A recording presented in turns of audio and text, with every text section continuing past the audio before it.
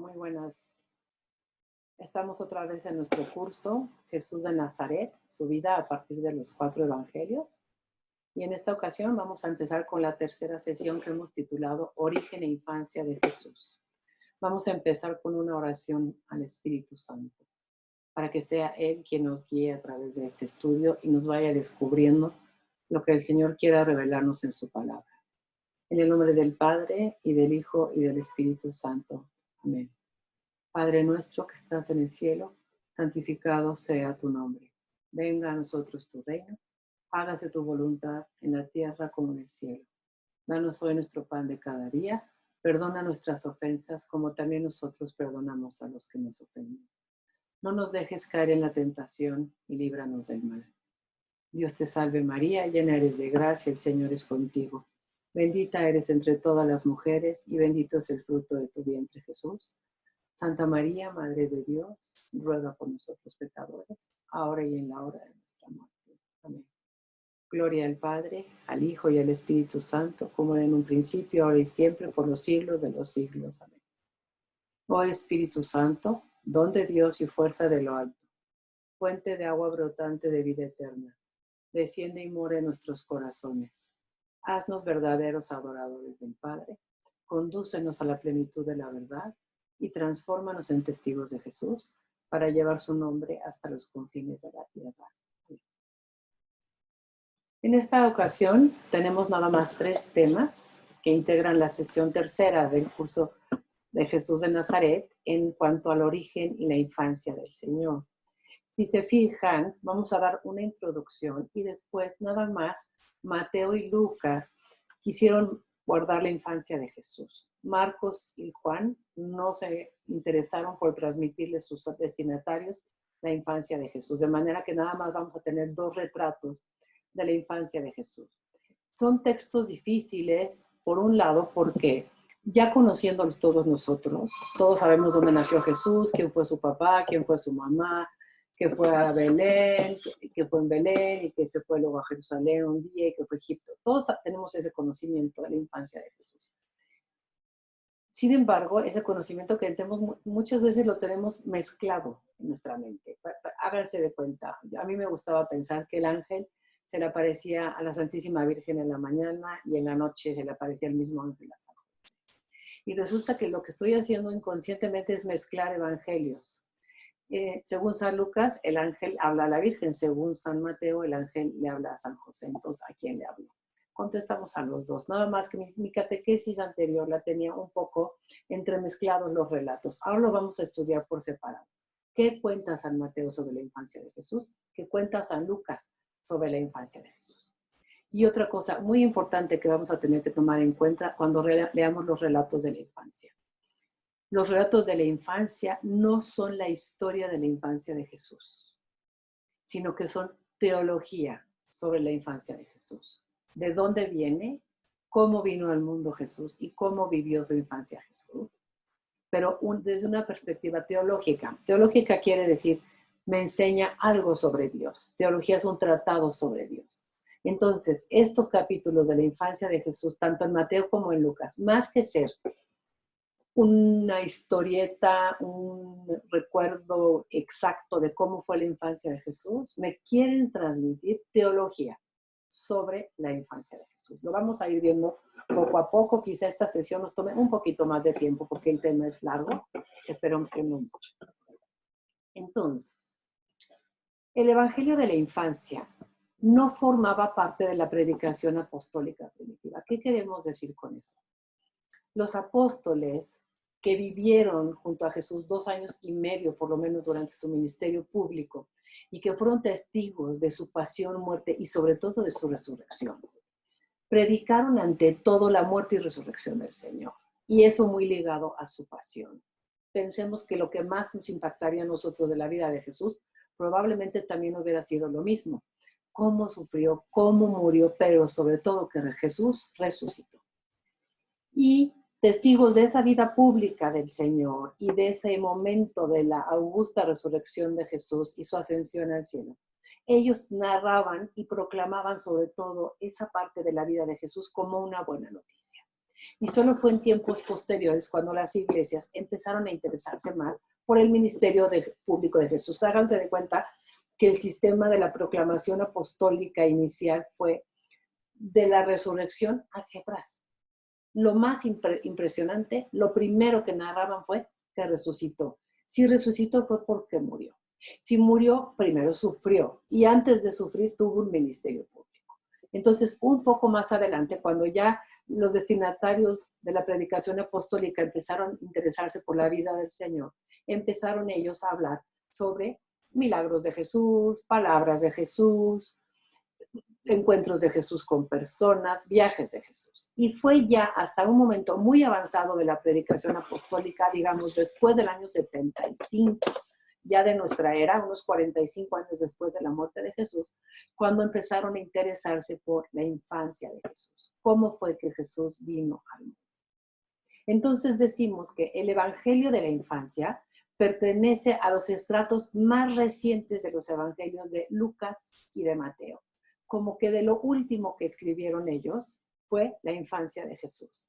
Pero al ser lo último que fue redactado, suponen una reflexión teológica mucho más profunda y desarrollada, que ha brotado de la comunidad cristiana.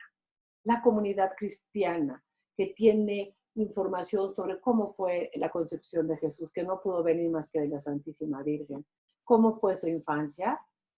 Esa tradición se empieza a poner por escrito, pero hacia por lo menos el año 75, 80 ya de nuestra era. Pero ya no es un relato escrito luego, sino mucho tiempo después de la infancia de Jesús y ya muy reflexionado a la luz del Espíritu Santo de Pentecostés y de la vivencia de la fe cristiana a la luz de la tradición apostólica. Vamos a empezar nosotros con el Evangelio de la infancia de Jesús según San Mateo. Y antes de empezar, siempre es muy importante recordar a quién escribe cada evangelista, porque dependiendo de sus destinatarios, es la intención que va a tener el evangelista. Primero que nada, hay que recordar que un evangelio es un anuncio feliz, es una buena noticia y es un anuncio sobre una persona, sobre la persona de Jesús de Nazaret. ¿Quién es Jesús? Eso es lo que me quiere enseñar un evangelio. Pues bien, San Mateo escribe su evangelio. Habíamos dicho desde la clase anterior que era para cristianos que venían del judaísmo. Y estos cristianos venidos del judaísmo conocían las escrituras. Entonces Mateo va a tener una intención en su evangelio. Va a decir, yo quiero mostrarles a través de textos de la escritura, que es un género literario que se llama Midrash. Yo quiero explicarles a ustedes a través de este género literario Midrash, citando la escritura, que Jesús de Nazaret es el Mesías enviado y anunciado por Dios. Entonces, Mateo va a tomar textos de la escritura y va a ver el cumplimiento de estos textos durante la concepción e infancia de Jesús. Y nos va a entregar 6 relatos sobre la infancia de Jesús. Se trata de un contexto artificial y hay que recordar que a veces no sabemos usar el lenguaje. El padre Carrillo nos decía, a veces no sabemos usar las palabras como se debe. Artificial no quiere decir falso, artificial quiere decir hecho con arte. Es un relato hecho con arte para darme una enseñanza teológica. No quiere decir que las cosas sucedieron materialmente así. Cómo sucedieron materialmente no importa. Lo que importa es lo que el Espíritu Santo me quiere comunicar a través del autor sagrado sobre la infancia de Jesús.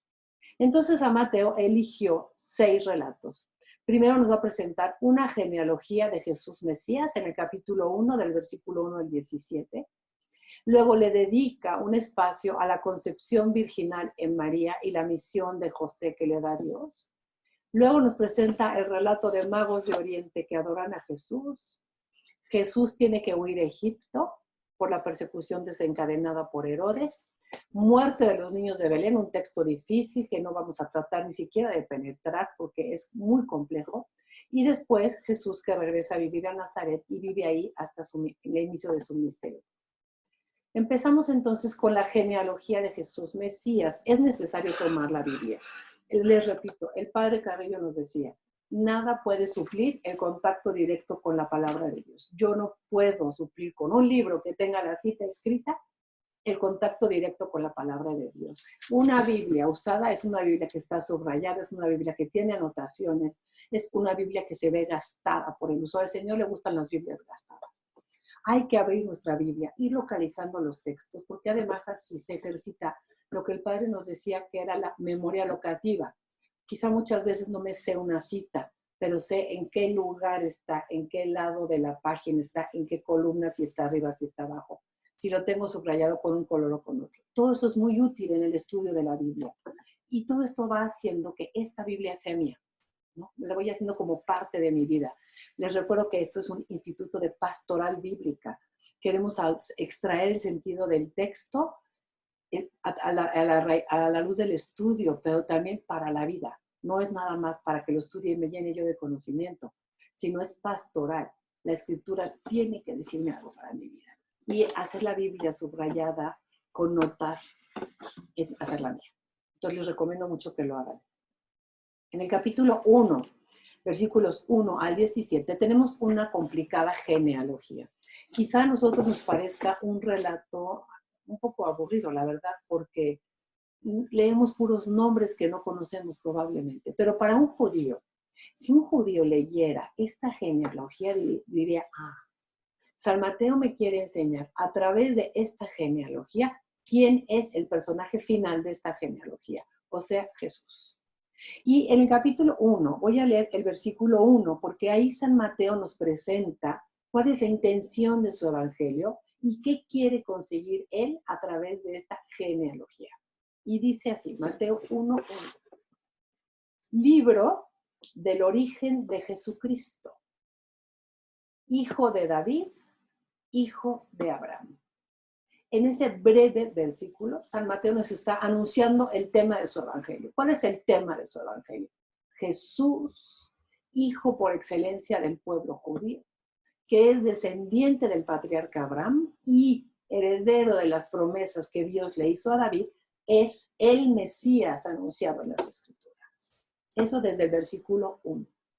Y a partir del versículo 2 empieza una genealogía que engloba toda la historia de la salvación desde Abraham hasta Jesús. Recuerden que no es una genealogía histórica, es una genealogía teológica elaborada por San Mateo, utilizando personajes importantes de la historia de Israel, pero para demostrar que Jesús desciende de Abraham y de Abraham por la línea de la familia de David. Y a David le fue prometido un descendiente suyo en el trono de Jerusalén eternamente, un rey, un ungido, un Mesías. Entonces, en el versículo 2, le voy a leer unos poquitos, dice que Abraham engendró a Isaac, Isaac engendró a Jacob, Jacob engendró a Judá y a sus hermanos.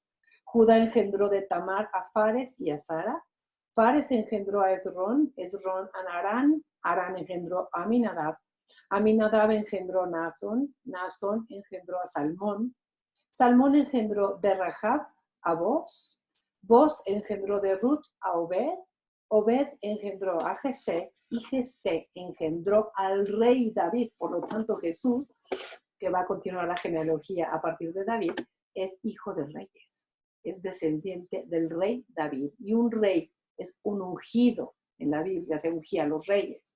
Y un ungido es en hebreo un Mesías. Todo este grupo fue una primera generación de 14 personajes. Mateo va a jugar mucho con los números. En la Biblia los números son muy importantes. Y entonces San Mateo va a presentar 3 grupos, el 3 en la Biblia es perfección, 3 grupos de 14 generaciones cada uno, ¿sí? Esas 14 generaciones es múltiplo de 7, 2 por 7, 14. El 7 es un número que significa plenitud en la Biblia. Eso lo sabe un judío muy bien. Y entonces él cuenta y dice, 14 generaciones, algo me quiere enseñar. Y luego son 3 grupos. Es una genealogía perfecta. Eso es lo que interpretaría un hermano judío. Nosotros no somos tan dedicados a las genealogías ni a presentar así las personas. Pero el judaísmo así lo hacía. Y este es un evangelio escrito para judíos convertidos al cristianismo para mostrarles que Jesús es el Mesías. Este primer grupo que hemos leído del versículo 2 al 6 es el grupo de personajes conocidos como los patriarcas. No son todos. Si ustedes ven, por ejemplo, ahí no tenemos a Moisés. Tenemos la línea de Abraham, pero no aparece Moisés y no aparecen muchos otros personajes de la historia de la salvación. ¿Cuáles aparecen? Los que San Mateo eligió. ¿Por qué? Porque es el relato que él hizo a la luz del Espíritu Santo. A partir del versículo 6, segunda parte, nos dice que David engendró de la mujer de Urías a Salomón. No, la Biblia no excusa el pecado del rey David. No es su estilo presentar hombres perfectos. El estilo de la Escritura es mostrar cómo Dios trabaja a través de instrumentos humanos imperfectos con la intención de que se vuelvan a Él. Y David cometió un pecado, pero David se volvió al Señor y David amaba al Señor. Y el Señor conservó su promesa hecha a David. Y entonces viene toda una lista de los descendientes de David, para terminar en el versículo 11, y dice que termina cuando la deportación a Babilonia. Estamos hablando más o menos del año 586 a.C. Este es un grupo de reyes. El segundo grupo de 14 son reyes. Y el tercer grupo ni siquiera va a tener un título de patriarcas o reyes, sino que son personajes que no tienen nada en común. Les decimos anónimos. Y viene toda una lista nuevamente de después de la deportación a Babilonia. Me quiero fijar en el versículo 15. Eliud engendró a Eleazar, Eleazar engendró a Matán, Matán engendró a Jacob y Jacob engendró a José, el esposo de María, de la que nació Jesús llamado Cristo.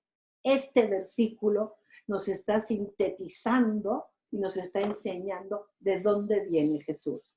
Es de notar que en todos los versículos dice, Abraham engendró a Isaac, fulano engendró a Sutano, es decir, le comunica su propia naturaleza. Engendrar quiere decir eso. Pero cuando llega a Jesús, dice, muy cuidadoso San Mateo, José, esposo de María, de la que nació Jesús.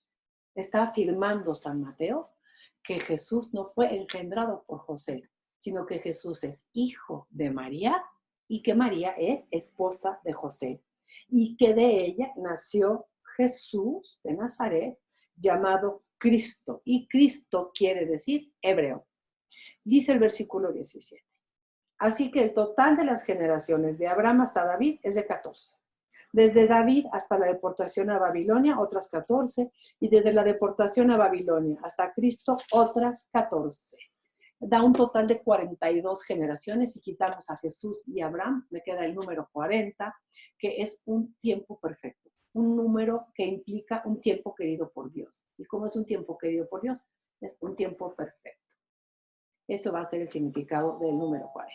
Bueno, esta genealogía de Jesús que hemos leído tiene por finalidad responder a una pregunta. ¿Quién es Jesús? Pues bien, Mateo ha probado que Jesús es hijo de David, descendiente de Abraham según la ley, y por lo tanto podría levantar la mano y decir, puedo gozar de los derechos de herencia. ¿De qué herencia? De la de los reyes davídicos. Dios había prometido a su pueblo un Mesías descendiente de la casa de David. Jesús va a ser presentado como de la casa de David. Por lo tanto, Jesús, dice San Mateo, lleva sangre real. Y si tiene sangre de rey, tiene derechos mesiánicos. Más aún, Mateo nos ha probado que Jesús es el hijo por excelencia como de la raza, de esta raza que empezó con Abraham. Es el término final de la más perfecta genealogía, eso enseñado a través de los números. Y por lo tanto, Jesús es el Mesías anunciado en las Escrituras, en quien Dios va a cumplir las promesas hechas desde Abraham y las promesas hechas a David. Y decíamos que el último versículo nos enseñaba que José no engendró a Jesús, es decir, no le comunicó su propia naturaleza, como había sido el caso de todos los ascendientes. Y entonces surge la pregunta en el lector, si Jesús no fue engendrado por José, ¿cómo pudo nacer de María? Y entonces Mateo pasa al siguiente relato en el que nos va a enseñar cómo fue engendrado Jesús. Y nos va a hablar de un tema de nuestra fe, muy delicado, pero muy bello también, que es la concepción virginal de Jesús en María y la misión que Dios le va a dar a San José. Vamos a dividirlo en 4 partes pequeñas para leerlo. A veces cuando el tema es muy amplio o hay mucho que explicar, es bueno cuando se enseña Biblia ir a través de pequeños apartados. Vamos a ver primero el versículo 18. Mateo 1, versículo 18. Dice así. El origen, y noten esta palabra, de Jesucristo. Jesucristo quiere decir Jesús Mesías. El origen de Jesucristo fue de la siguiente manera. Su madre María estaba desposada con José, pero antes de empezar a estar juntos, se encontró ella encinta por obra del Espíritu Santo. 2 comentarios aquí. Primero, estaban desposados. ¿Qué significaban los desposorios? Pensemos en cuando un novio va y le entrega el anillo a la chica y ese mismo día celebran el matrimonio civil y fijan la fecha de la boda definitiva, la boda religiosa. Pues va a ser dentro de un año. Muy bien. Bueno, ese momento de entregar el anillo o pedir a la muchacha eran los desposorios. Pero era realmente un contrato civil. Si uno moría, el otro quedaba viudo. Nada más que en la región de Galilea donde vivía María, no era la costumbre que la boda se celebrara hasta pasado un año. Entonces, la novia permanecía en su casa, como una chica que se ha casado hoy por lo civil, permanece en su casa y el día de la boda religiosa va a pasar a vivir en casa de su novio. Siendo así, dice el evangelista, en esa situación estaban María y José, estaban desposados. Civilmente, legalmente, ella era esposa de José y él era esposo suyo. Pero dice, escuchen, de improviso, antes de empezar a estar juntos, se encontró encinta por obra del Espíritu Santo. Se encontró encinta es un verbo en voz pasiva. Y cuando yo tengo un verbo en la Biblia en voz pasiva, me pregunto, ¿quién es el sujeto que está detrás de la acción? ¿Por qué no me dice quién es? Porque el sujeto escondido detrás de la acción es Dios. Cuando leamos textos de le fue permitido, se le concedió. La pregunta natural sería, ¿quién le permitió o quién se lo concedió? La respuesta en la Biblia es Dios. El sujeto activo detrás de la acción que nos está diciendo el evangelista es Dios. Entonces el versículo 18 afirma desde el principio del evangelio la concepción virginal de Jesús en el seno de María por obra del Espíritu Santo. El Espíritu Santo es el poder creador de Dios. Piensen en la creación, como el Espíritu de Dios aleteaba por encima del caos primordial dando vida. Ese mismo Espíritu hará posible ahora la concepción virginal de Jesús en el seno de María. Y a partir del versículo 19 se ocupa San Mateo de la misión de José y dice, su marido José, que era un hombre justo, pero no quería infamarla, resolvió repudiarla en privado. Así lo tenía planeado, cuando el ángel del Señor se le apareció en sueños y le dijo, José, hijo de David, no temas tomar contigo a María, tu mujer, porque lo engendrado en ella es del Espíritu Santo. Dará a luz un hijo a quien pondrás por nombre Jesús, porque él salvará a su pueblo de sus pecados. Entonces, José era un hombre justo. Un hombre justo en la Biblia es un hombre que cumple la voluntad de Dios. Pensemos que Jesús es el justo por excelencia. Noé había sido un hombre justo y a través de él Dios salvó a la creación. Bueno, pues José es un hombre justo, un hombre que quiere vivir conforme a la ley de Dios. Pero la ley de Dios ordenaba denunciar a una mujer adúltera y José se encuentra con su esposa embarazada. Y dice, yo quiero cumplir con la ley de Dios y si quiero cumplir con ella debería de denunciarla. Pero acude a otra parte de la ley de Moisés que decía, puedes repudiarla. Y es diferente ser una mujer denunciada por adúltera que ser repudiada. Si era denunciada por adulterio, le iban a apedrear. José era un hombre bueno. No pensaba que María mereciera eso, aunque él no comprendiera lo que pasaba. Y entonces decide recurrir al repudio.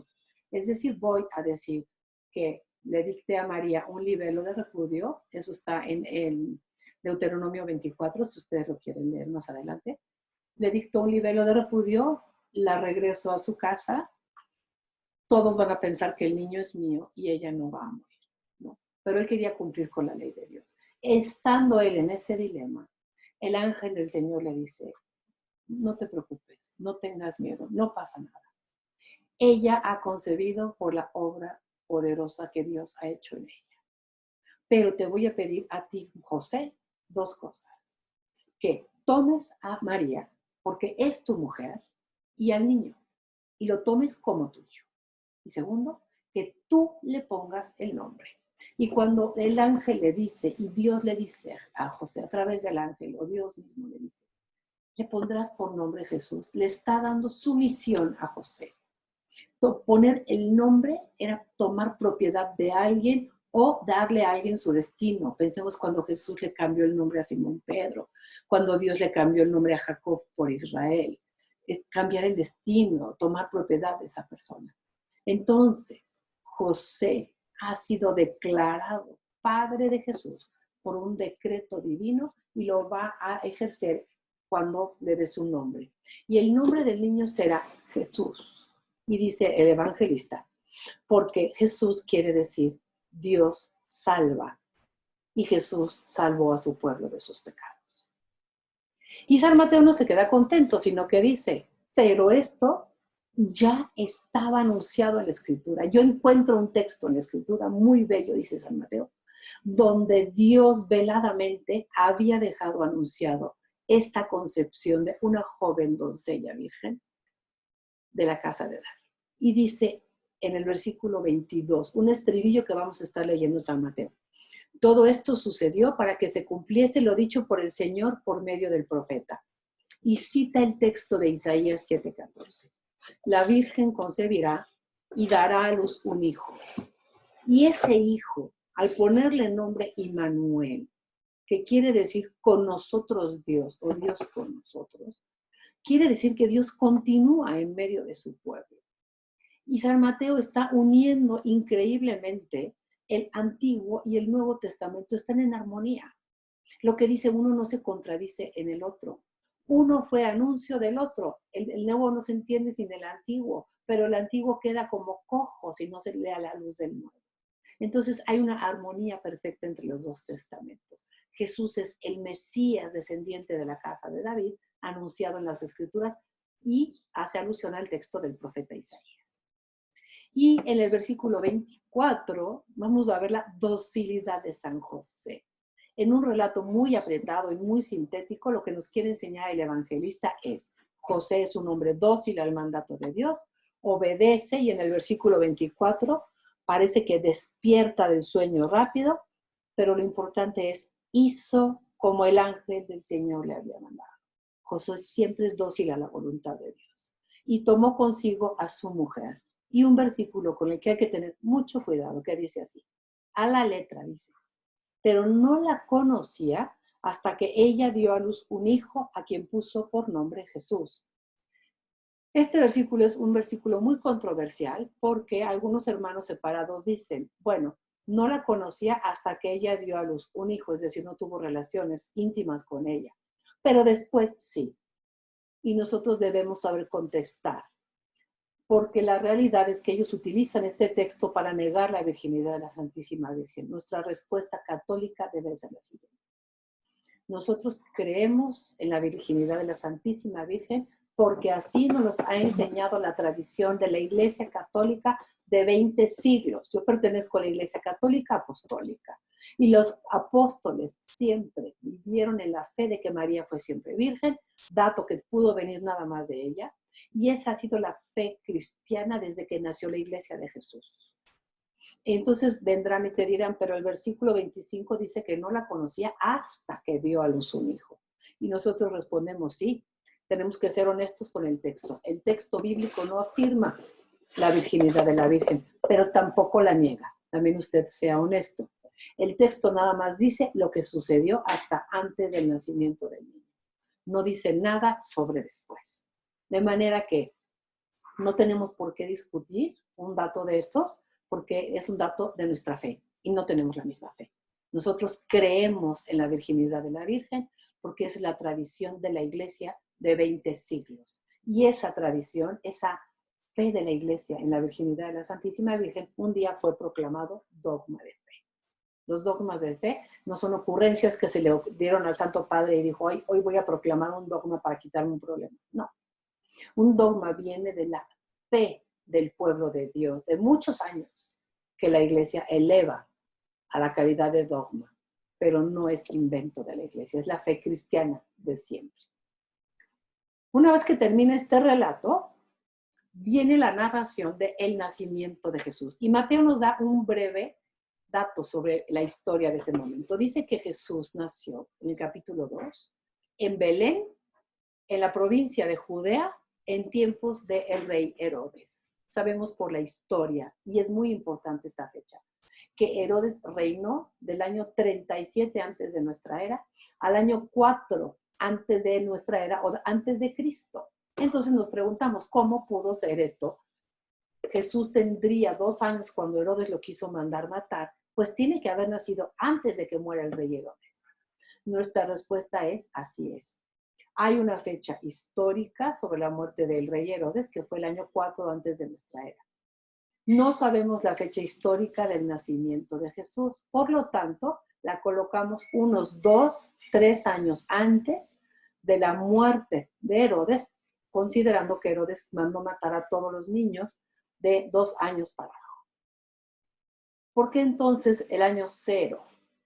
Porque en el siglo VI de nuestra era, un monje que se llamaba Dionisio el Exiguo propuso, meditando Gálatas 4, que ya lo leímos en la primera sesión, que el día de la encarnación, esa plenitud de los tiempos, pues debería de ser el momento en el que se pensara a contar la historia. Y así como los chinos tienen su calendario chino y los judíos tenían el calendario judío, pues el mundo del siglo VI, que era probablemente un mundo muy cristiano, empezara a contar los años a partir del nacimiento de Jesús. Y haciendo sus cuentas, tuvo un error. Pueden ustedes buscarlo donde quieran. Hubo un error en sus cálculos y colocó lo que nosotros llamamos año 1 como fecha del nacimiento de Jesús.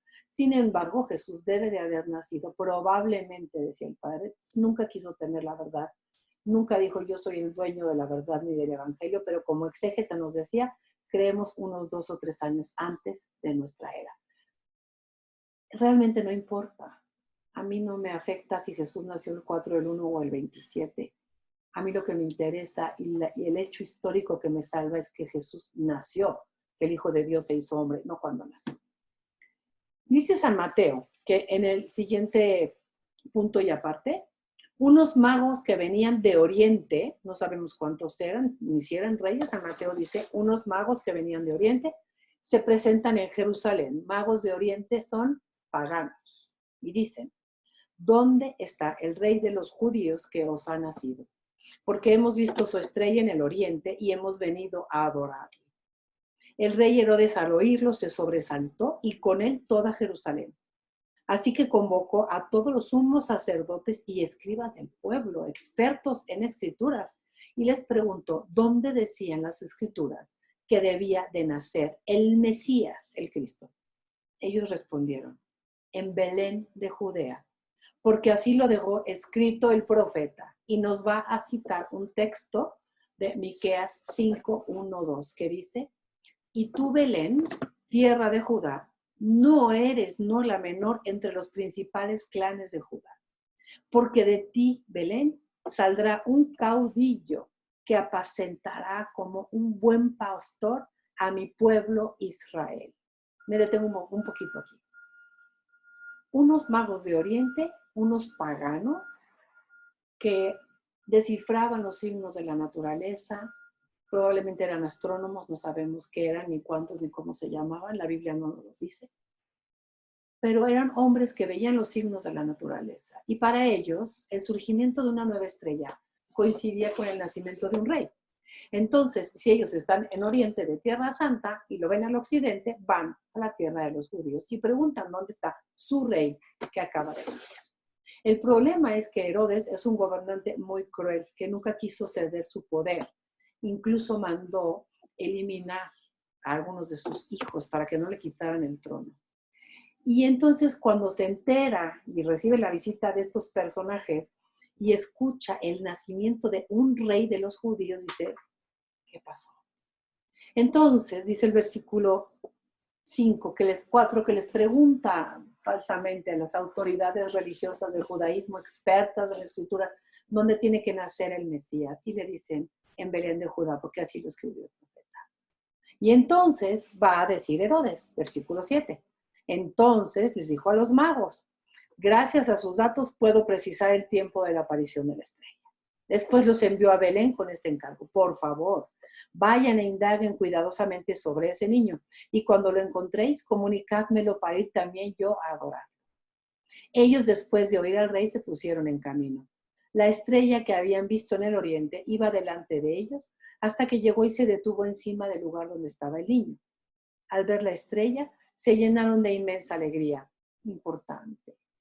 Se pusieron en camino. Las autoridades religiosas del judaísmo se quedaron en Jerusalén. Herodes se quedó en Jerusalén.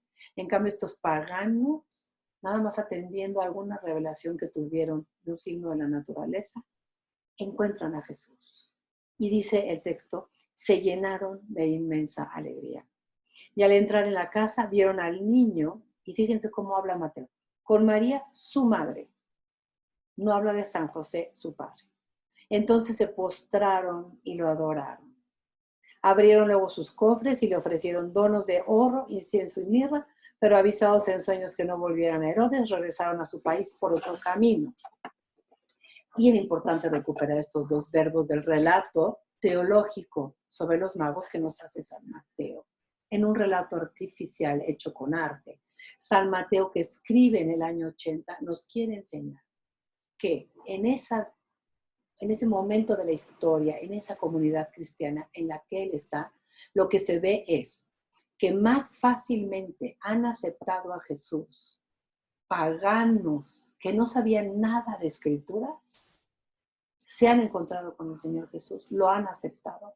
Y en cambio el pueblo judío, representado por sus autoridades religiosas, sabiendo todo lo que sabían por las escrituras, no aceptaron al enviado de Dios. Y cuando dice que se postraron, quiere decir que lo están adorando como Rey y como Salvador. Jesús es, pues, el Rey de judíos, pero también de gentiles. Una enseñanza muy importante en el Evangelio de Mateo, que escribiendo para judíos cristianos les dice, no nos encerremos en nosotros mismos. Jesús entregó su vida por todos. Él es el Rey, pero de judíos y de gentiles. Y, dice el profeta, Él apacentará a mi pueblo Israel. Ese será el pastor que cuide a mi pueblo. Y después de ese relato teológico que nos da Mateo, nos presenta un nuevo relato en el que aparece el ángel del Señor y avisa a San José que huya a Egipto. Vamos al capítulo 2, versículo 13. Cuando ellos, no leí el versículo 12. Avisados en sueños los magos de que no volvieran a Herodes, regresaron a su país por otro camino.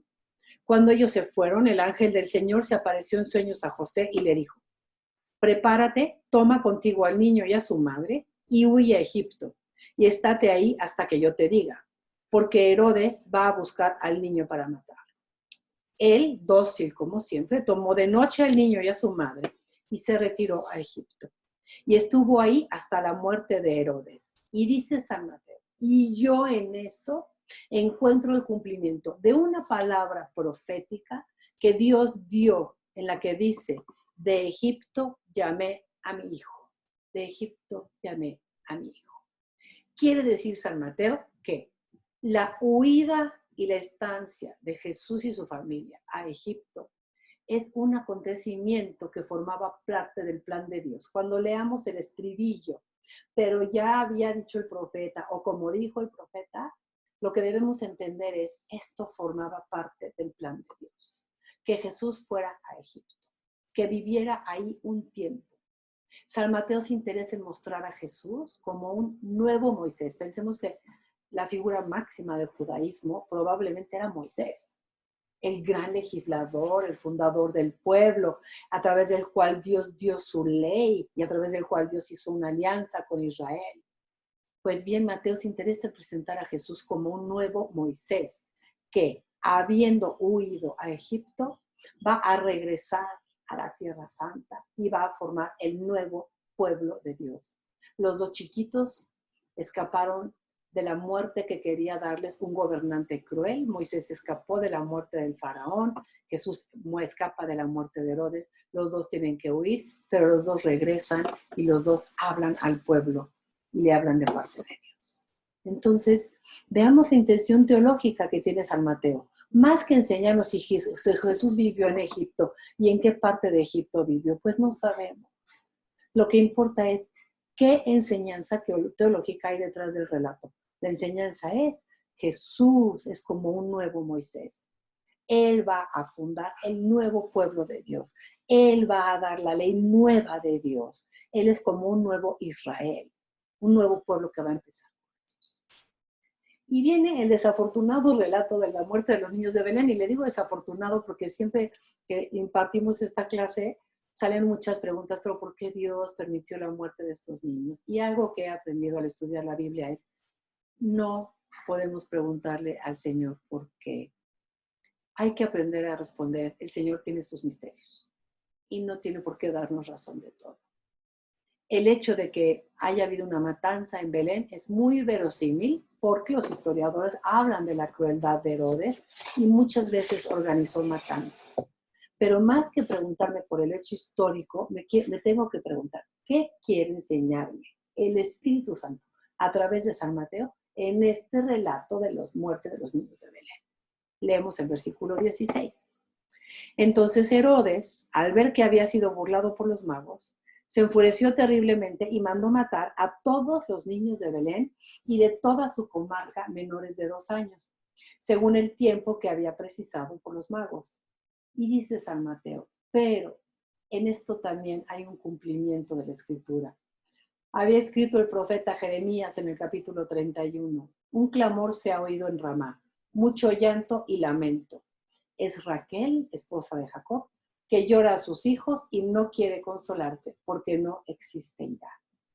¿Por qué fue esta matanza? No lo sabemos. No estamos estudiando textos por la historia, estamos estudiando textos por la teología.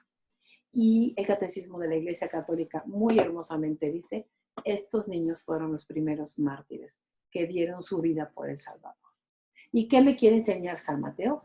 Que así como en otro tiempo el faraón de Egipto quiso matar a Moisés, así ahora Herodes quiso eliminar a Jesús. Pero en lugar de Jesús murieron los niños de Belén, y San Mateo dice: y en ello se cumplió el texto del profeta Jeremías, en el que Raquel, esposa de Jacob, también lloró por sus hijos que habían desaparecido.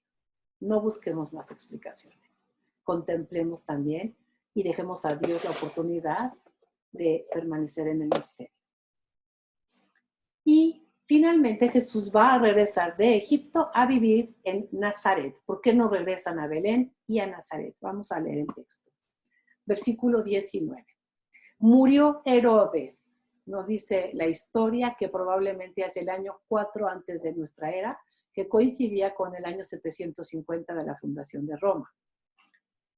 El ángel del Señor se apareció en sueños a José en Egipto y le dijo: prepárate, toma contigo al niño y a su madre y vete a la tierra de Israel, pues ya han muerto los que querían atentar contra la vida del niño. Él se preparó, tomó consigo al niño y a su madre y entró en la tierra de Israel. Pero al enterarse de que Arquelao, hijo de Herodes, reinaba en esta zona de Judea, de donde era originario José, avisado en sueños de que al enterarse de que Arquelao reinaba en Judea, en lugar de su padre Herodes, tuvo miedo de ir ahí. Mi padre nos decía: un padre prudente. Así que, avisado en sueños, mejor se retiró a la zona de Galilea, de donde era María, y se fueron a residir a una ciudad llamada Nazaret. Y dice San Mateo: pero no es casualidad tampoco. En el plan de Dios entraba que Jesús, nacido en Belén como el gran rey David, viviera toda su vida como ocultamente, no demostrándose el Mesías, en Nazaret. Pero siendo de Nazaret, dice, será llamado Nazoreo.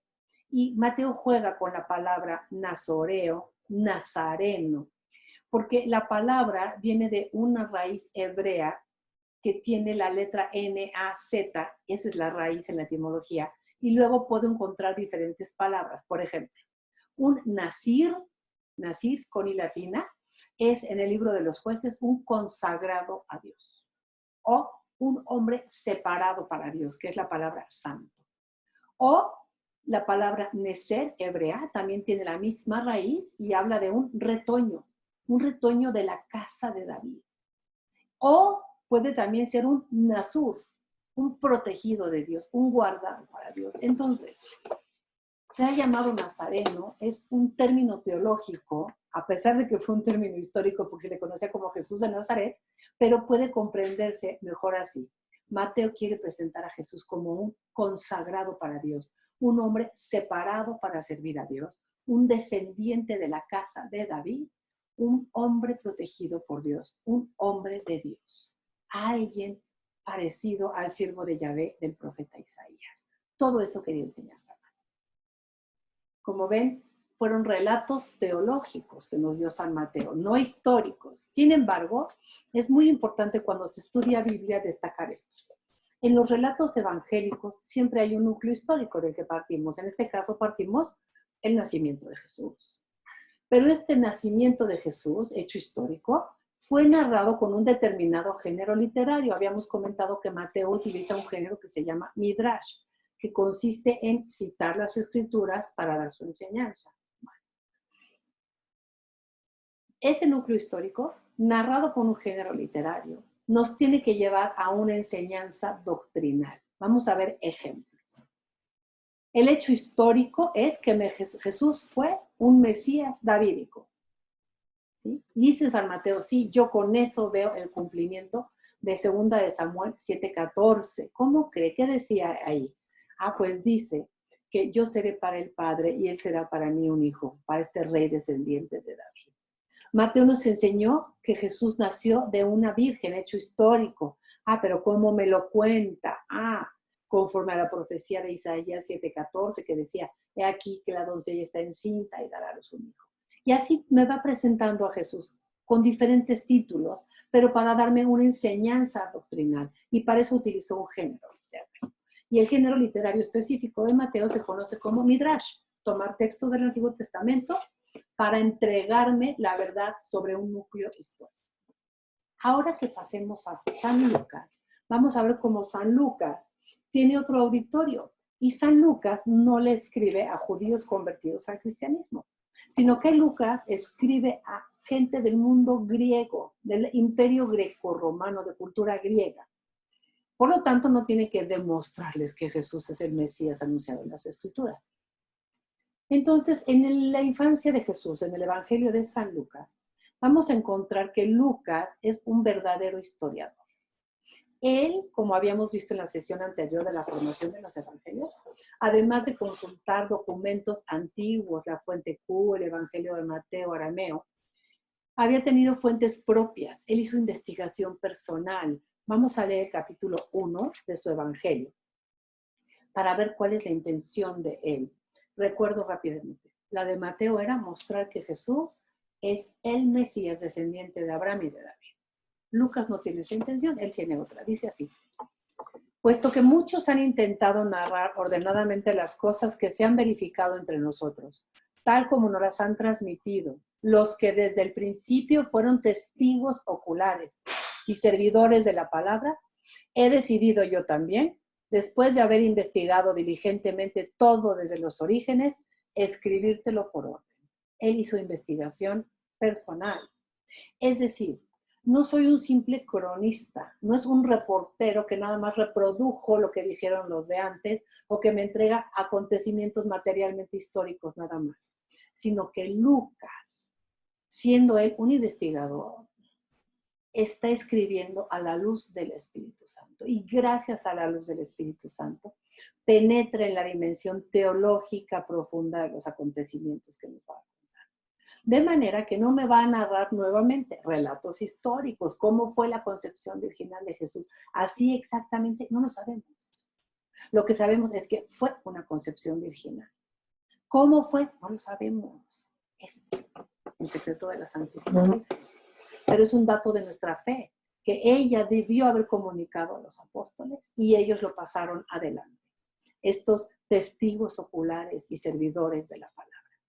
Y Lucas, en lugar de poner 6 relatos como puso San Mateo, nos va a entregar 5. Y el único tema en común va a ser la concepción virginal de Jesús. A José le habló el ángel durante la noche, el ángel del Señor. Para San Lucas va a hablar el ángel Gabriel a la Virgen María, pero para darles el mismo anuncio, el niño va a ser concebido virginalmente. Pero vean, la visita que recibe Jesús después de nacer aquí no es de magos, es de pastores. No encuentro ninguna huida a Egipto, sino encuentro a Jesús presentado en el templo de Jerusalén a los 40 días de nacido, a los 12 años en el templo de Jerusalén nuevamente, y luego vamos a leer una genealogía que hace San Lucas, pero inversa. En vez de ir de los antepasados a Jesús, ahora se va a ir de Jesús y se va a remontar hasta Adán. Empecemos entonces con una explicación breve de cómo está hecha la infancia de Jesús en el Evangelio de San Lucas. Son dos trípticos. Si ustedes se fijan, estos dos trípticos hablan sobre Juan Bautista y sobre Jesús. Pero en el centro del tríptico siempre tengo un relato sobre Jesús. San Lucas quiso narrar el origen y la infancia de Jesús junto con el origen y la infancia de Juan Bautista. Pero siendo este un curso de Jesús de Nazaret, nos vamos a limitar a estudiar los textos que hablan de Jesús. Cuando ustedes tengan la oportunidad de estudiar el Evangelio de San Lucas, ya estudiarán todos los relatos. El primer relato entonces que vamos a encontrar respecto a Jesús en el Evangelio de San Lucas no es el capítulo 1, versículo 5, porque ahí me habla del nacimiento y vida oculta de Juan Bautista, sino que tengo que ir al capítulo 1, versículo 26, porque ahí es el famoso relato que conocemos como la Anunciación, que queremos retitular como la concepción virginal de Jesús. Y nos preguntamos, ¿de dónde pudo haber venido esa información? Y nos respondemos solamente de la Santísima Virgen.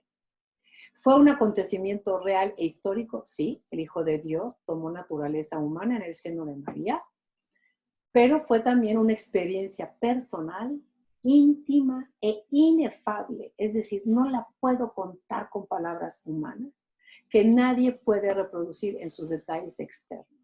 Entonces, nuevamente me tengo que preguntar qué es lo que el evangelista me quiere enseñar cuando me habla de la concepción virginal de Jesús.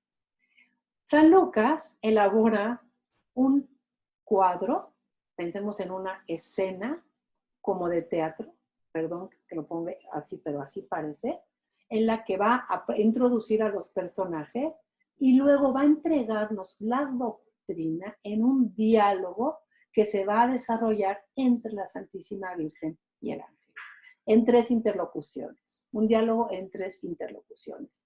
Él no elige el Midrash, él elige 3 interlocuciones de un solo diálogo para entregarnos su doctrina sobre quién es María y quién es Jesús.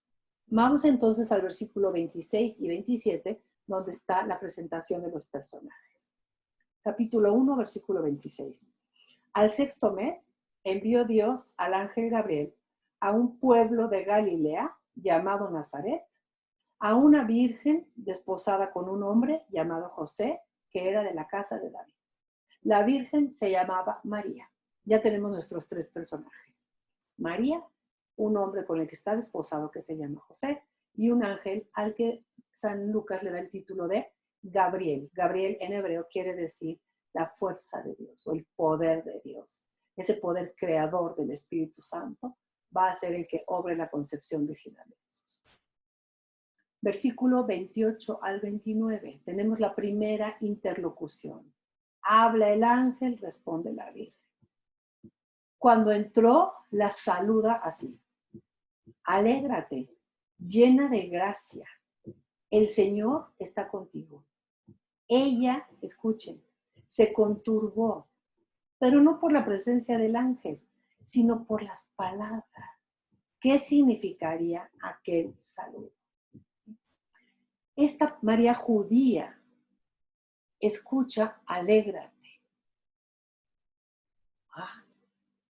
Porque el Señor está contigo. Y María se va en su mente a la escritura y dice, ¿por qué el ángel me está saludando a mí? Como los profetas cantaban a Jerusalén, la ciudad santa donde habita Dios. Profeta Sofonías, profeta Zacarías, profeta Joel.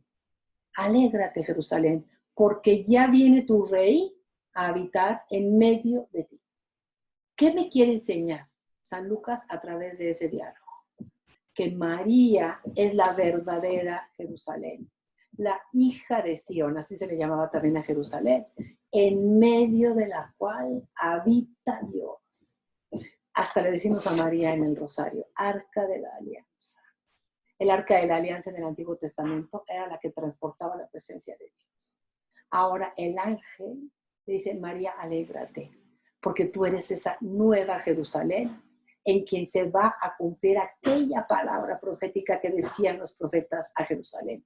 Tú eres realmente aquella en la que va a habitar Dios. Y ella por eso se conturba por las palabras, no por la presencia del ángel. María es una mujer de mucha vida espiritual. Es una mujer que está acostumbrada a tener una relación con el Señor. Por eso no se extraña de su presencia, pero sí de las palabras que escucha. Y entonces, al verla turbada, empieza la segunda interlocución en el versículo 30. Y el ángel le dice otra palabra clásica que decían Dios a los profetas. No temas, María, porque has hallado gracia delante de Dios. Vas a concebir en tu seno y vas a dar a luz un hijo. Tú vas a concebir en tu seno y vas a dar a luz un hijo y tú le pondrás por nombre Jesús. Él será grande. Le llamarán Hijo del Altísimo. El Señor Dios le dará el trono de David su padre. Reinará sobre la casa de Jacob por los siglos y su reino no tendrá fin. La Virgen dice, Ángel, me estás diciendo que el hijo que yo voy a tener, que voy a tener un hijo. Pues con eso quizá no tengo tanto problema. Ahora te pregunto, pero ¿por qué me das esos nombres, esos títulos que va a recibir mi hijo? Grande, Hijo del Altísimo, el trono de David, su padre. Dios le va a dar un reinado eterno. ¿Me estás acaso hablando del Mesías davídico, del que se expresaban así los profetas? ¿Qué me está enseñando San Lucas? Que el niño que va a nacer va a ser el Mesías descendiente de David. Estos títulos que hemos leído, grande, Hijo del Altísimo, descendiente de David, que va a reinar por los siglos con un reino que no tendrá fin, eran títulos mesiánicos. María es presentada como la madre del Mesías, porque el chiquito que va a nacer de ella será el Mesías. Piensen ustedes que cualquier chica de la casa, casada con un hombre de la casa de David, tenía la esperanza de ser la mamá del Mesías, porque tenía que ser de la casa de David. No era tan extraño para ella.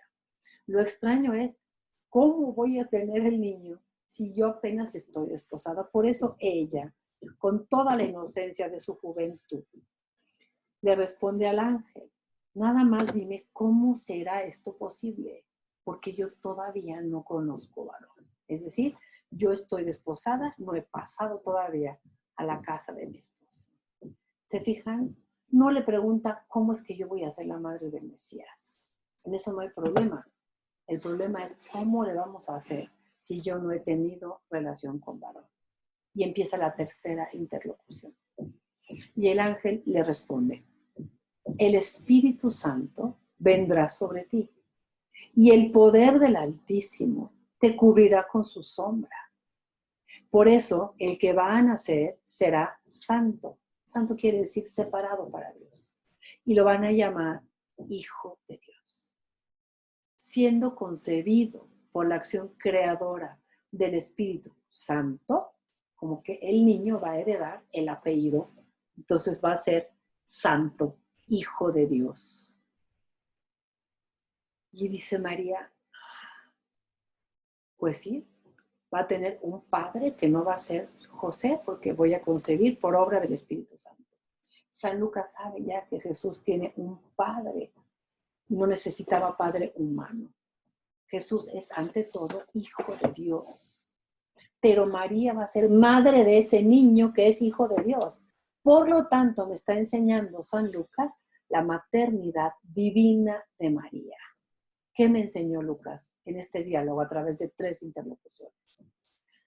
que María es como una nueva Jerusalén que va a ser la habitación de Dios, en donde Dios va a venir a morar en medio de su pueblo, que el niño que va a nacer es el Mesías descendiente de David esperado, por lo tanto María es la madre del Mesías, y que ese niño será creación del Espíritu Santo porque es de Dios, y por lo tanto se establece la maternidad divina de María, que hoy es para nosotros un dogma de fe, no podemos entenderlo.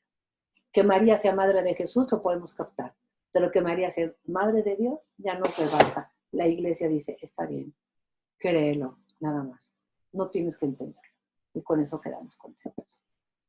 Y una vez que termina, versículo 36, ella no pide ninguna señal, pero Dios bondadosamente se la da y le dice, mira, también Isabel, tu pariente, ha concebido un hijo en su vejez y ya está en el 6º mes la que era considerada estéril, María, porque no hay nada imposible para Dios. Y ella, en un acto de fe enorme, de entrega a la voluntad de Dios, contesta la palabra que conocemos. Yo solamente soy una sierva del Señor, que se haga en mí según su palabra. Y el ángel, dejándola, se fue. Y en el capítulo 2, vamos a saltarnos hasta el capítulo 2, porque queremos leer nada más acontecimientos de la infancia de Jesús. Viene el nacimiento de Jesús, que lo hemos dividido en 3 cuadros para su estudio. Primero, del versículo 1 al 7, María que da a luz a su primogénito. Y Lucas, como es un historiador, elabora un poquito más en la fecha en la que sitúa el nacimiento de Jesús y dice, por aquel entonces se publicó un edicto de César Augusto por el que se ordenaba que se empadronase todo mundo. Este primer empadronamiento tuvo lugar siendo Cirino gobernador de Siria. Todos fueron a empadronarse, cada cual a su ciudad. También José subió desde Galilea, de la ciudad de Nazaret a Judea, a la ciudad de David, llamada Belén, por ser él de la casa y de la familia de David. Vean el hincapié. El niño es el Mesías, descendiente de David. Y fue a empadronarse con María, su esposa, que estaba encinta. Y mientras estaban ahí, se le cumplieron los días del alumbramiento. Y la escritura es muy delicada y presenta los momentos trascendentales de la vida de Jesús con una sobriedad, pero con una sencillez y una elegancia que no da pie a nada más. Dice así, dio a luz ella, mujer judía, ella dio a luz a su niño primogénito, su primer nacido. Eso no quiere decir que haya tenido más. Puede haber un primogénito sin que haya más hermanos, pero fue el primero nacido de ella. Lo envolvió en pañales y lo acostó en un pesebre, porque no tenían sitio en el albergue. Y más que pensar nuestra tradición de las posadas, que nadie quiere albergar a la reina del cielo, pensemos en esto. ¿Qué es lo importante? Que nació Jesús en Belén de Judá, en la patria de David. Y Jesús es, por lo tanto, el Mesías davídico. En el versículo 8 viene la segunda parte del cuadro, que es los pastores que van a recibir el mensaje. Ahora no lo va a recibir unos magos, ahora son unos pastores. Había en la misma comarca unos pastores que dormían al raso y vigilaban por turno durante la noche su rebaño. Se les presentó el ángel del Señor, la gloria del Señor, la presencia de Dios. Ellos sentían que estaban ante la presencia de lo divino. Los envolvió en su luz y se llenaron de temor religioso. Temor no es miedo, sino es de esta actitud de reverencia ante lo divino. El ángel les dijo, no tengan miedo. Os anuncio una gran alegría. Otra vez esa palabra alegría que tanto le gusta al Papa Francisco. El anuncio del nacimiento de Jesús debe de llenar al cristiano de alegría. Es una buena noticia y las buenas noticias deben de llenar de alegría. Y es una alegría que lo será para todo el pueblo. Os ha nacido hoy en la ciudad de David un Salvador. ¿Cómo? Sí, ese que estamos esperando, que nos libere de toda la opresión romana. Sí, un Salvador, el Cristo Señor, el Mesías, el Señor. Y les doy una señal. Esto les servirá de señal. Encontraréis un niño envuelto en pañales y acostado en un pesebre. Y de pronto se juntó al ángel una multitud del ejército celestial que alababa a Dios diciendo, ¿ven? La actitud ante una fe que nos revela que un Dios se hizo hombre es la alabanza a Dios. Gloria a Dios en las alturas. Gloria a Dios por lo que ha hecho por nosotros en Jesús. Y en la tierra paz a la gente, a los hombres mejor, en quien Él se complace. Cuando los ángeles los dejaron y se fueron al cielo, los pastores se decían unos a otros, vamos a Belén a ver lo que ha sucedido. Me detengo un momento. ¿Quiénes son los pastores aquí? Son los magos de San Mateo también. Es imagen de la gente humilde, de la gente marginada, pero que está en mejor disposición de escuchar el mensaje que Dios le quiere dar. El ángel del Señor les anuncia una buena noticia. Ha nacido el Salvador, aquel Mesías que hemos estado esperando. Pero es para todo el pueblo, no nada más para los ilustrados, no nada más para los judíos, es para todo el pueblo, para todos los que vivan aquí. Han escuchado a los pastores el mensaje del ángel y el ángel les da una señal. Y ahora van a ir a ver la señal que el ángel les da. Dice el versículo 16. Fueron a toda prisa y encontraron a María y a José y al niño acostado en el pesebre. Al verlo contaron lo que les había dicho acerca de aquel niño y todos cuanto lo oían se maravillaban de lo que los pastores decían. María, por su parte, guardaba esas cosas y las meditaba en su interior. Los pastores se volvieron glorificando y alabando a Dios por todo lo que habían oído y visto, tal como se les había anunciado. Una vez que vieron y escucharon, los pastores han quedado capacitados para dar un testimonio. En la Biblia, los verbos ver y oír se conocen como los verbos del testimonio. Cuando yo he visto y escuchado algo, eso me da como capacidad jurídica, digamos así, para dar testimonio de algo. Pues ellos comunican con alegría y alabando a Dios la buena noticia que han recibido. Ha nacido nuestro Salvador. Y pasa Lucas a la siguiente escena en el capítulo 2, versículo 22, cuando José y María, observantes de la ley, van a circuncidar al chiquito y lo van a presentar en el templo. Vamos a ver 3 episodios. Primero, la observancia de la ley, cómo María y José van a los 40 días de nacido el chiquito a presentarlo a Dios en el templo, cómo Simeón profeta percibe que este chiquito es alguien especial y cómo Ana la profetisa percibe lo mismo. Recordemos otra vez. San Lucas estuvo ahí escuchando el diálogo entre Simeón y la Virgen, grabó a alguien la conversación o es un relato teológico que me quiere dar una enseñanza sobre quién es Jesús. No olvidemos ese detalle. En el capítulo 2, versículo 21, dice así. Cuando se cumplieron los 8 días para circuncidar al niño, que era lo que establecía el libro del Levítico, se le puso el nombre de Jesús, el que el ángel le había dicho antes de ser concebido en el seno. Pero además de circuncidar al niño, había que presentarlo en el templo para consagrarlo a Yahvé, y la madre tenía que presentar una ofrenda por su purificación. Dice el versículo 22. Cuando se cumplieron los días en los que debían purificarse, según la ley, llevaron a Jesús a Jerusalén para presentarle al Señor, como está escrito en la ley del Señor. Todo varón primogénito será consagrado al Señor. Y también fueron para ofrecer en sacrificio por la purificación de ella un par de 2 tortolitas o pichones, conforme a lo que se dice en la ley del Señor. Es decir, el libro de Levítico decía que una mujer tenía que presentar un sacrificio por su purificación 40 días después del nacimiento de su niño. Y que el niño tenía que ser presentado en el templo para ser consagrado a Dios. Esta palabra consagrado, recuerden, hay que entenderla bien. Ser consagrado para Dios no significa ser sacerdote o ser monjita. Significa ser para Dios, ser de Dios. Nosotros laicos, cuando fuimos bautizados, recibimos una consagración. Fuimos hechos hijos de Dios, consagrados, separados para Dios. Eso quiere decir son consagrados. ¿Qué me está enseñando San Lucas?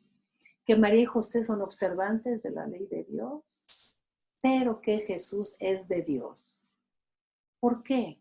Porque hay un detalle muy interesante. Cuando se estudia cómo era el rito de la consagración de los primogénitos, pues ustedes imaginen al sumo sacerdote cuando recibe en el templo de Jerusalén a estos niños de 40 días de nacidos, y aquí se lo traigo, se lo presento, pero pues nadie esperaba que se quedara el sacerdote con el niño, pero decía la ley, lo presentas, lo consagras al Señor y luego lo rescatas.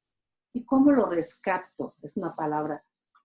Hay que pagar un precio por ese rescate. Ah, sí, pague unas monedas de plata y deje las monedas al sacerdote como signo de la consagración de su chiquito y ya se lo lleva. Pues San Lucas, en el texto que hemos leído, no habla de las monedas.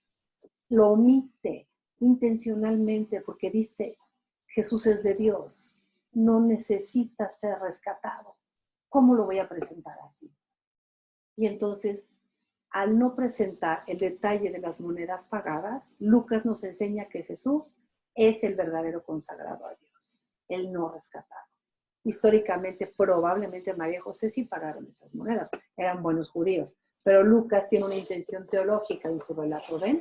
La importancia de no creer que tengo el relato nada más histórico, sino el relato teológico. Y viene el segundo relato, que es el testimonio de Simeón profeta, el versículo 25. Más que un relato histórico, nos volvemos a preguntar, ¿qué enseñanza me quiere dar San Lucas a través de este diálogo que va a tener la Virgen con Simeón? Vivía por entonces en Jerusalén un hombre llamado Simeón. Era una persona justa y piadosa que esperaba que Dios consolase a Israel. La consolación de Israel iba a llegar cuando llegara el Mesías. Y estaba en él el Espíritu Santo. Detalle muy importante en esta lectura. El Espíritu Santo le había revelado que no vería la muerte antes de haber visto al Cristo de Dios, al Mesías de Dios. Un hombre espiritual, un hombre lleno del Espíritu Santo, que había recibido de Dios ese mensaje de consuelo. No morirás antes de ver al Mesías. Movido por el Espíritu, noten cuántas veces en este relato vamos a escuchar que Simeón es movido por el Espíritu, lleno del Espíritu, vino al templo.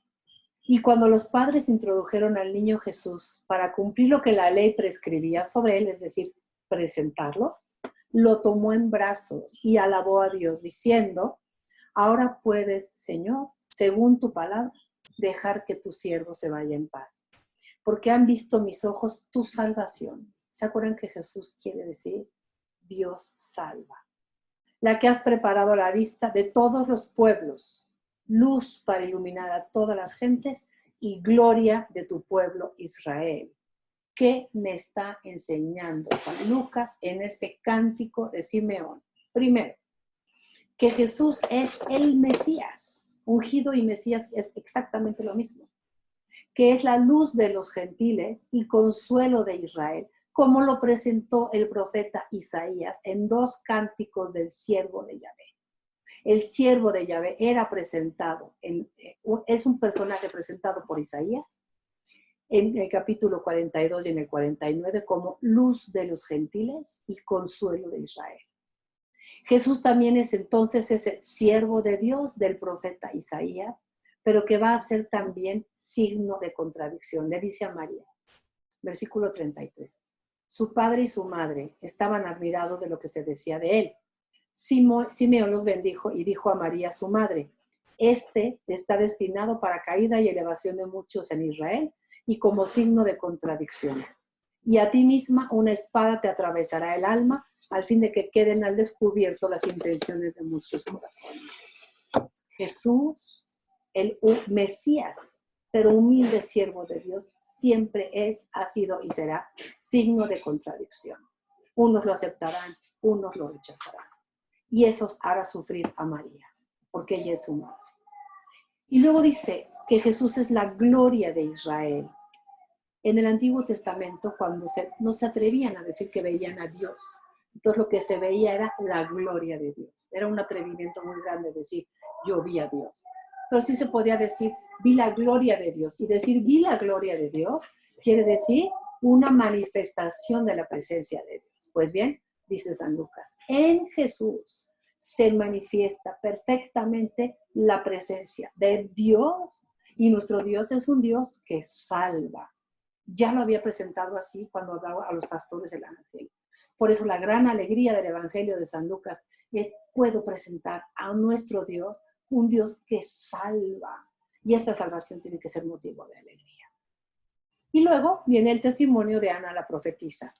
Versículo 36. Había también una profetisa, Ana, hija de Fanuel, de la tribu de Aser, de edad avanzada.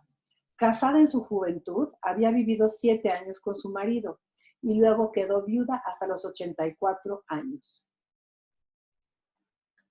No se apartaba del templo, servía a Dios noche y día con ayunos y oraciones, y también presentándose en aquel mismo momento comenzó a alabar a Dios y a hablar del niño a todos los que esperaban la redención, el rescate, la liberación en Jerusalén. Versículo 39. Jesús va a regresar a vivir a Nazaret. Así que cumplieron todo lo ordenado por la ley del Señor, volvieron a Galilea, a su pueblo de Nazaret. El niño crecía como una persona normal, un niño normal. Se fortalecía y se iba llenando también de sabiduría, y la gracia de Dios estaba sobre él. Es decir, crecía humana y espiritualmente.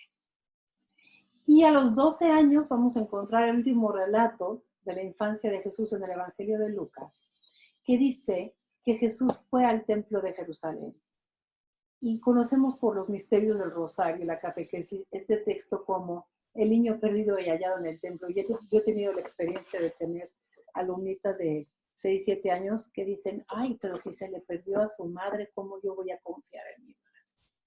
Hay que tener cuidado con estos muy bonitos subtítulos, pero Jesús no se perdió. Él tenía 12 años, él se quiso quedar ahí. Voy a leer el relato. Capítulo 2, versículo 40. Sus padres iban todos los años a Jerusalén a la fiesta de la Pascua. Cuando cumplió los 12 años, subieron como de costumbre a la fiesta. Pasados aquellos días, regresaron, pero el niño Jesús se quedó en Jerusalén sin que sus padres lo advirtieran.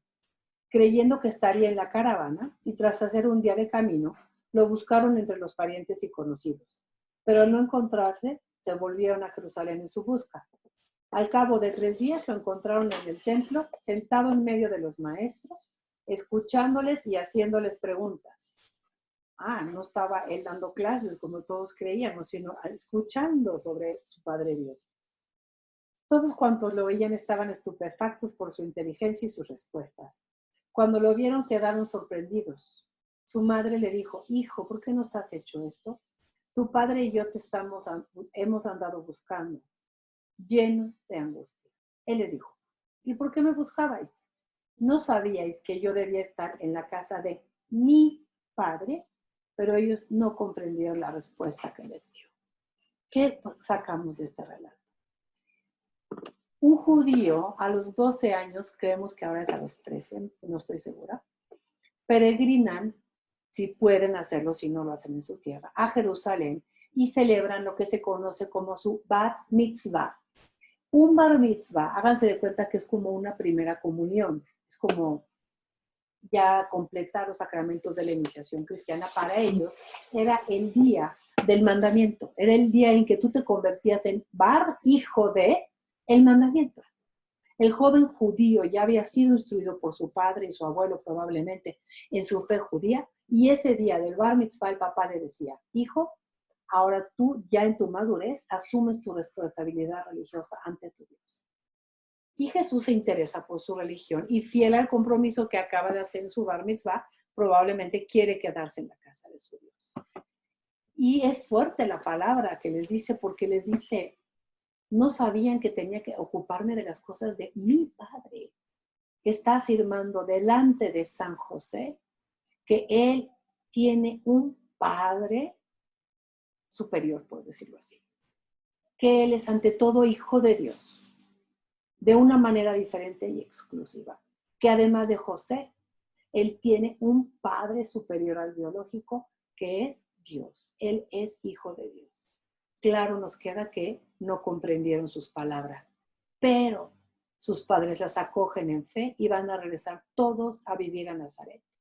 Dice el versículo 51, Jesús volvió con ellos, aunque su Padre, Dios, él sabe que su Padre Dios quiere que él viva como hijo de José y de María en Nazaret hasta que llegue el momento de su ministerio público. Y vuelve con ellos a Nazaret y bien bonito, vivió sujeto a ellos. Su madre conservaba cuidadosamente todas las cosas en su corazón. María meditaba todo lo que pasaba. Y Jesús crecía en sabiduría, en estatura y en gracia ante Dios y ante los hombres. Y ahí va a transcurrir la infancia de Jesús desde los 12 años hasta los 33, cuando regrese a buscar a Juan Bautista a la región de Judea para el bautismo en el Jordán, que veremos la próxima sesión. Pero tenemos un último relato que es una genealogía que hace San Lucas para presentarnos que Jesús no solo es, como decía Mateo, el verdadero descendiente de David, el hijo por excelencia de Abraham, sino que también es el verdadero hombre, el primero, el verdadero hijo de Dios. Y teje una genealogía en sentido contrario a la de Mateo. La de San Lucas va a arrancar de Jesús y se va a remontar hasta Adán. Y es una genealogía ascendente que consta de 77 personajes, 2 veces 7, un número que significa plenitud. Dice, versículo 23, capítulo 3, versículo 23. Tenía Jesús al comenzar su ministerio público unos 30 años, pueden ser 30, 35, 33. Según se pensaba, era hijo de José, hijo de Eli, hijo de Matat, y así sucesivamente, hasta que llegamos, por ejemplo, hasta el versículo 36, que dice, hijo de Cainán, hijo de Arfaxad, hijo de Sem, hijo de Noé, ya nos empieza a sonar algún personaje, hijo de Lamec, hijo de Matusalén, hijo de Enoch, hijo de Jared, hijo de Malael, hijo de Cainán, hijo de Enos, hijo de Set, hijo de Adán, por lo tanto, hijo de Dios. Dice San Lucas, Jesús es el nuevo hombre, el nuevo Adán por excelencia. Si el primer hombre venía de Dios, Jesús verdaderamente es el hombre, hijo Dios, que se hace hombre. Pero remontándose hasta Adán, no hasta Abraham, como había hecho San Mateo, la perspectiva es más universal, no solo en relación al pueblo judío, sino salvación universal. Jesús es el hombre por excelencia, el verdadero Hijo de Dios.